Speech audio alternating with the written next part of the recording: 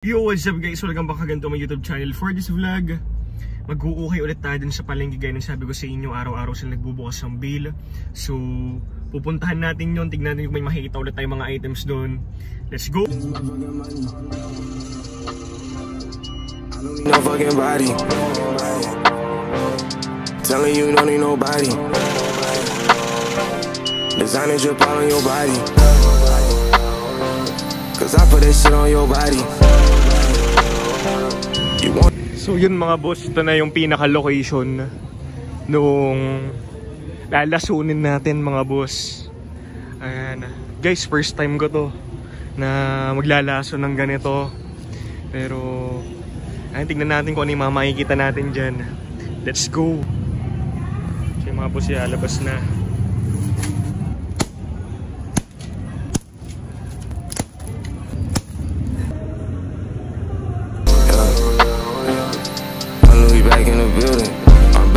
Got my feelings, I'm showing some spiritual healing. My future, I'm making a killing. Dropping music, I know that they itching. Should I go or they ask me like how high? Tell them watch me, I go through the ceiling. Marijuana got me up in my zone. Feel like I swing from the trees. I project the Turks and Caicos. You can damn it feel the breeze. Man, I fell to my knees. Then I got it right back. Did it all, that's me. And yun, nakauwi na tayo. We got 2 plastic bags here. First time ko mang lason guys.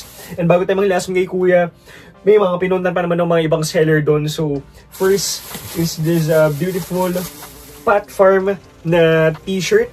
So kung familiar kayo dito, alam niyo na to. This one is in a Pat Farm tag. Here is the backit. Hindi na expect this backit. Grabe, sobrang ganda. And 4 na P. This stands for Pat Farm.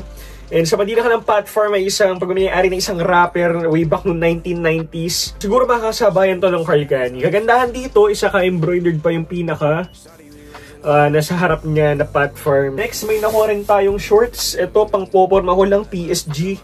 Matic yan. And meron din siyang graphics dyan. Not really familiar with the graphics. And tagless na rin siya at the same time. Ang ganda lang kasi na pagka-mesh na shirt at bagay sa mga color black na t-shirt, talaga mas mag-highlight yung suot yung t-shirt pag suot yung short na ganito. Then ito na yung mga nalason natin. So first we got this beautiful Rugrats long sleeves. So more on long sleeves talaga yung pinaka-bill line, walang t-shirt doon, long sleeves ang talaga and mga hoodies. So here is the graphics. Dead stock condition ha. Then may sleeve hit din siya dito. Nickelodeon Official, good size XL. Next, may nakuha rin tayong Flames sa long sleeves. So, this one's na Cruisin, Arizona. Para siyang Harley Davidson na may pagka West Coast choppers.